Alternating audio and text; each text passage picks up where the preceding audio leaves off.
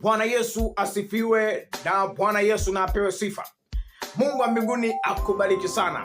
Mungu wa mbinguni akubariki sana wewe ambaye umekuwa ukiendelea kunifuatilia. Mungu wa mbinguni akubariki sana. Rafiki yangu, nataka utambue ya kwamba leo wapo wachungaji ambao wanamsaidia kazi Mungu na wanamsaidia kazi shetani. Utanielewa? Utanielewa? Wapo leo wachungaji ambao wanamsaidia kazi Mungu na wanamsaidia kazi shetani. Wapo leo. Wapo yani wenyewe hawajulikani wako upande gani. Kazi yani wanamsaidia kazi Mungu na wanamsaidia kazi shetani. Unakuta kwa mfano unakuta mimi ni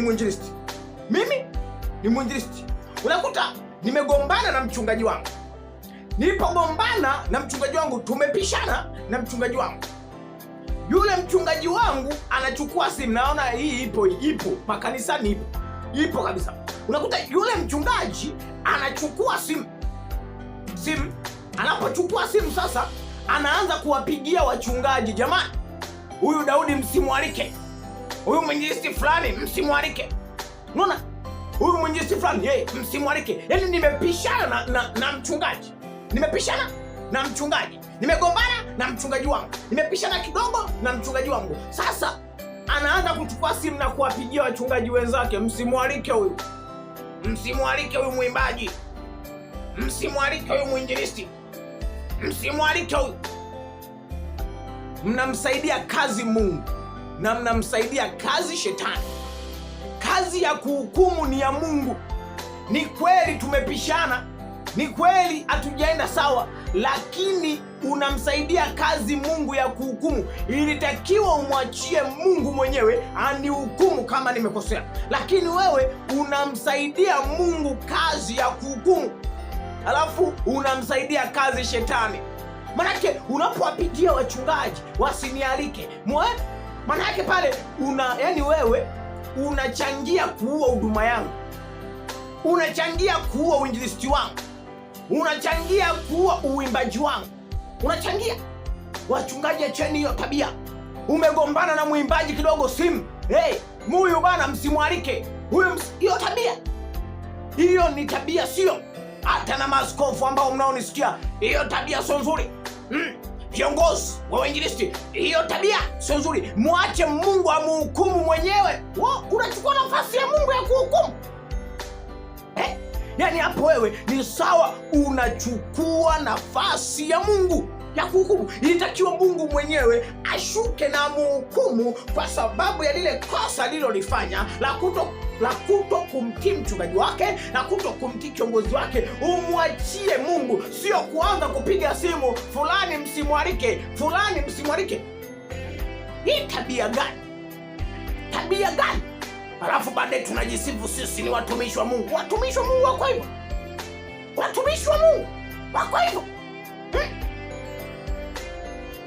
Mtumishi wa Mungu ni anatakiwa awe chanzo cha huduma zilizoko chini kuinuka, lakini wewe unakuwa chanzo cha kuua huduma.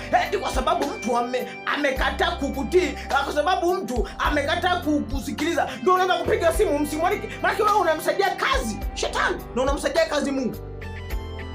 Mungu unamsaidia kazi ya kuhukumu, pale ambapo alitakiwa Mungu mwenyewe ashuke na kumhukumu yule mwimbaji na kumhukumu yule mwinjilisti. Sasa wewe unamsaidia Mungu, unahukumu mwenyewe. Bwana Yesu asifiwe. Wachungaji, tuachane na hiyo tabia. Hata kama umekosana na mwinjilisti, hata kama umekosana na mwimbaji, lakini siwe chanzo cha kuchukua simu na kupiga kwa makanisa yote, huyu fulani msimwalike, huyu fulani msimwalike. Hiyo tabia gani? Tabia ya kipepo, sio tabia ya kimungu. Tabia ya kishetani hiyo, sio tabia ya kimungu. Bwana Yesu asifiwe. Maana huduma isipotumika inakufa. Maana wewe unamsaidia shetani kuua huduma. Unamsaidia shetani kuua. Maana pale shetani ambapo angefanya, unafanya wewe, afu unajiita mtumishi wa Mungu. pale ambapo shetani sasa ilitakiwa atumie nguvu kumwangusha yule mwinjilisti, unamwambia shetani, kaa pembeni, hii kazi niachie. Astaghfirullah. Wewe unamsaidia kazi shetani. Umegombana na mwimbaji, isiwe chanzo cha kuchukua simu na kuanza huyu msimwalike. Wasimwalike, wasimwalike. Kweli kweli, kugombana na mwinjilisti isiwe chanzo cha kuchukua simu na kupigia wachungaji wenzako, viongozi wa jimbo, viongozi wa wapi, na kupigia huyu mtu msimwalike, msimpe nafasi. Hapana, hiyo haiko sawa, hiyo haiko sawa. Wachungaji, hiyo haiko sawa. Wachungaji, hiyo haiko sawa. Hata kama umegombana na mwinjilisti, so waanze kupiga simu, msimwalike huyu. Hata kama umegombana na mchungaji, hata kama umegombana na mwimbaji, lakini sio chanzo, msimwalike huyu. Huo ni wivu mbaya. Huo ni wivu mbaya ambao hata Mungu mwenyewe wa mbinguni anakasirika. Hata Mungu mwenyewe wa mbinguni anakasirika. Ndio pale pepo unalikemea masaa 30, pepo aliondoki. Unakemea pepo mpaka kolomeo inauma, pepo aliondoki. Kwa sababu wewe yani unamsaidia Mungu kazi na unamsaidia shetani kazi. Sasa wote wanaamua kukaa pembeni kwa sababu umeamua kuwasaidia. Umeona wao hawawezi kufanya, kwa wote wanaamua kukaa pembeni. Unamsaidia Mungu kuhukumu, unamsaidia shetani kuua huduma. Kwa sasa watu wanaamua kukaa pembeni. Kuangalia sasa mwisho wako ni wapi? Mwisho wako ndio nyinyi ambao mtakaosema, Bwana, tulitoa pepo kwa jina lako, Bwana, tulitabiri kwa jina lako, na atasema siwajui ninyi, ondokeni kwangu. Ondokeni kwangu, mliua huduma. Yesu Kristo ataambia, ondokeni kwangu, siwajui, siwafahamu.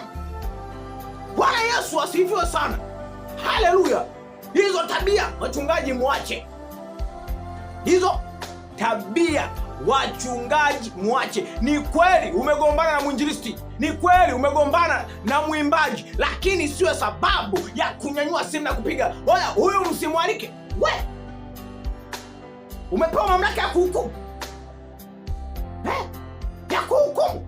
Biblia inasema msihukumu msije mkahukumiwa. Sasa mimi nakosana na wewe mchungaji, wewe unaanza kuchukua simu yako na kupiga simu, usiwalike, msimwalike, msimwalike. Hii imekaa sawa kweli? Hata wewe ambaye unanitazama, weka comment yako hapo chini. Hii kweli imekaa sawa? Kanisa, hii kweli imekaa sawa? Wainjilisti, waimbaji, wachungaji, hii kweli imekaa sawa? Bwana Yesu asifiwe. Imekaa sawa? Imekaa sawa? Acheni kutumikia mabwana wawili. Biblia inasema, acheni kutumikia mabwana wawili. Utalipwa na Mungu au utolipwa na mimi mwinjilisti wewe. Mungu ndiye ambaye atakulipa.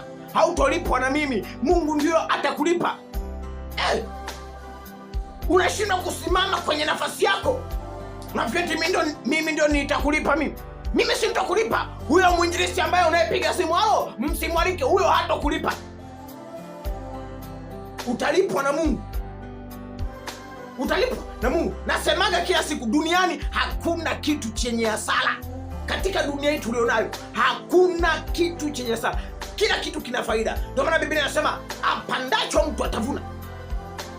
Apandacho mtu atavuna. Msiziti hasara, ziteni. Kila kitu unachokiona hapa duniani kina faida. Kila kitu unachokiona hapa duniani kina faida.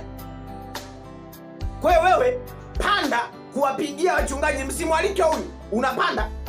Msimwalike huyu mwinjilisti, unapanda. Msimwalike huyu mwimbaji, unapanda. Wapo wachungaji wenye tabia hii, wapo. Wengine ni viongozi wa majimbo, wengine ni maaskofu, ndio, wengine ni viongozi mbalimbali. Umekosana kidogo na mwinjilisti, unapiga simu kwa wachungaji, unapiga simu kwenye makanisa mbalimbali, msimwalike huyu. mnamsaidia kazi shetani, mnadhania mnafanya kazi ya Mungu. Wasinialike mimi. Huduma ikifa Mungu lazima akushughulikie.